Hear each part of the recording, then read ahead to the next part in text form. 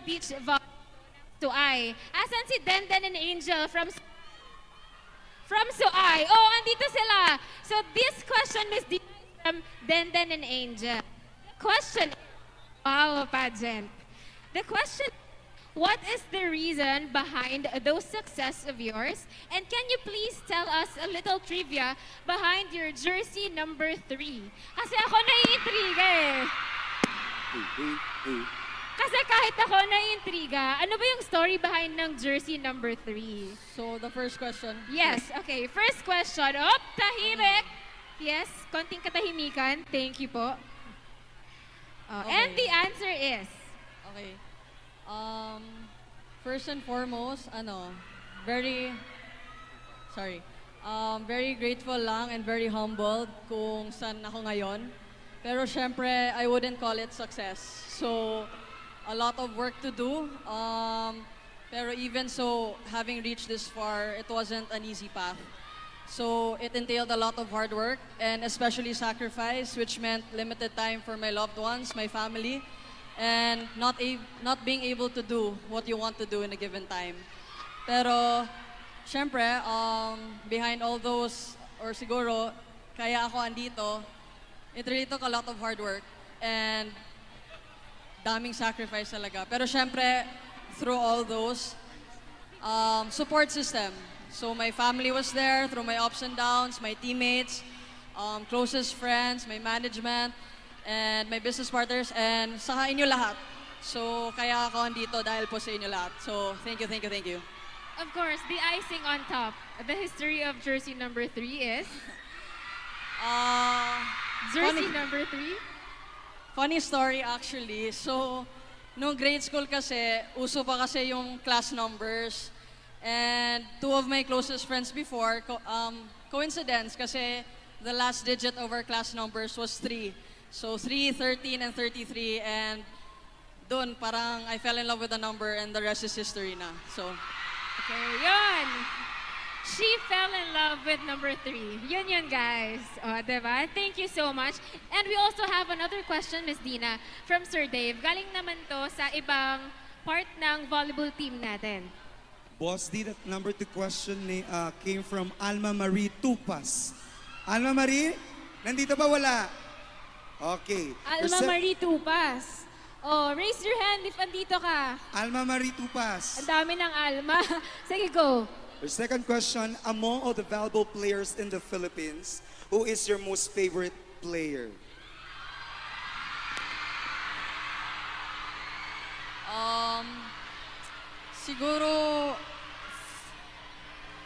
Siguro favorite is a big word, pero the person or the player that I idolize the most is Tina Salak. So, Tina Salak. Okay, so hindi ko siya naabutan, hindi ko rin siya napanood masyado. Siguro favorite is a big word, pero the person or the player that I idolize the most is Tina Salak. So, Tina Salak. Okay, so hindi ko siya naabutan, hindi ko rin siya napanood masyado, pero given the story behind how she plays, her success, sobrang na-idolize ko siya hanggat naging coach siya sa akin nung national team. So, siya. Alright, so it's really nice to get to know Miss Dina today. Mag-hi ka naman daw dun sa mga fans mo dun sa Hi! Hi! Yun. Hello, darling. Okay, so our next question, Miss Dina. Kaya pa ba? Yeah, go. G pa? Okay, sige.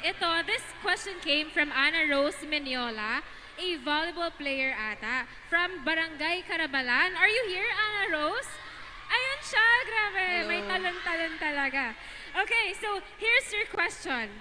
What is the most important lesson or advice that you can give for your fellow volleyball players? Kasi, Miss D, Boss D, ang dami po kasing volleyball players dito and athletes also. So what can you share to them? Well, lagi ko tong sinasabi kasi, so for us athletes, it's not an easy job talaga to be an athlete. So if you think of quitting, if you think of stopping, just remember why you started it in the first place. So wag kang susuko, balikan at balikan kung bakit ka nagsimula ng isang bagay.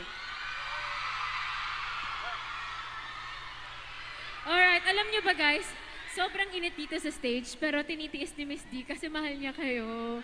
Boss D loves Hima My Land. So let's proceed to our next question, Sir Dave. Boss D, your fourth question came from Glidel Marie Bendan, valuable player from Buena Vista. Glidel? Hello. Okay, your fourth question is, what is your greatest achievement so far as a valuable player? Siguro, so far, the greatest achievement is just really being here. Kung saan ako ngayon. Pero kung volleyball-wise, I think it was the season 81 championship namin sa Ateneo. So, my first and last championship nung college. So, yun naman. Halatang napanood nila lahat yung game eh, di ba? Okay. So, G pa ba tayo for more questions? Kaya pa? Oh, Go. sige, kaya pa ni Boss D. Next question, this one naman came from Fercy Carian, 22 years old, from Karajoan. Fercy, asan ka? Oh, andito lang siya. And this question is from her, Boss D.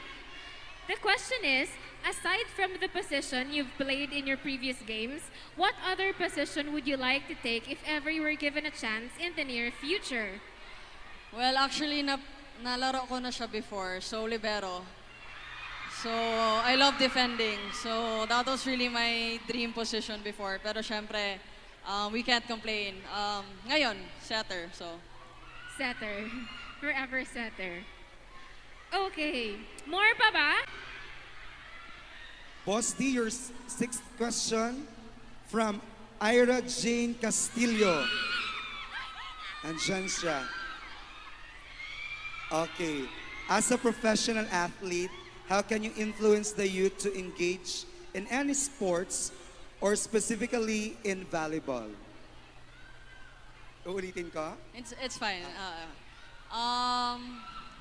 Well, wala akong masabi pero to be a role model lang. So, given nga na professional athlete kami, given the platform that we are in, the best thing we can do is be a role model na para kayo ma-inspire. So, be inspired na lang at syempre, for your own reason kung bakit kayo magsimula ng isang bagay. So, yun. Oh, diba? I hope na na-inspire mo din ang mga athletes natin today. And we're down to our last question for today. Okay lang? Last question na, guys? Alright, so your last question, pageant kasi to, Boss D. Your last question is,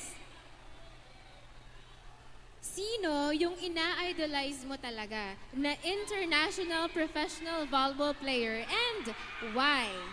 Yun. Hindi na tayo lalayo. Kay Nutsara sa Thailand. Well, I've seen her play and it's really amazing how she gets to lead the team. At syempre, given her stature na maliit nga lang siya, pero grabe siya magdala sa teammates niya, sa court, and because I've experienced playing against her ng national team. So, hands down to one of the most, or one of the best setters in the country. So, Wow, one of the In the best world. setters in the country, in the world. In the world, sorry. Yun. So, nakontento naman ba kayo sa Q&A natin with Boss D? Siyempre naman, we know that you love Boss D. Boss D, may favor sila. Pwede ka daw mag-selfie kasama ang buong Hima My Land. So, okay. we will forward this photo to all of you. Don't worry.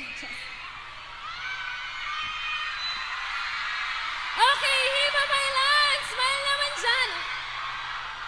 Hima My Land! Sama kami.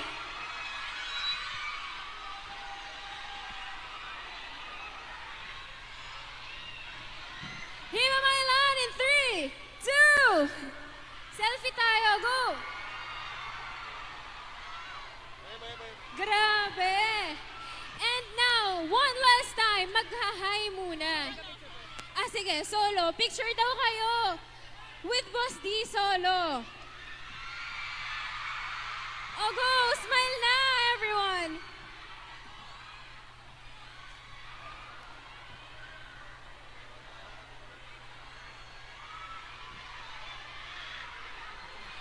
Thank you so much, Miss Deanna Wong. And with me, let's go, Deanna!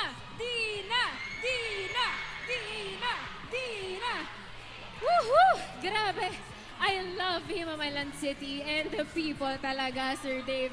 Grabe yung energy for today. Yes, Miss Anne, nakikita natin yung suporta talaga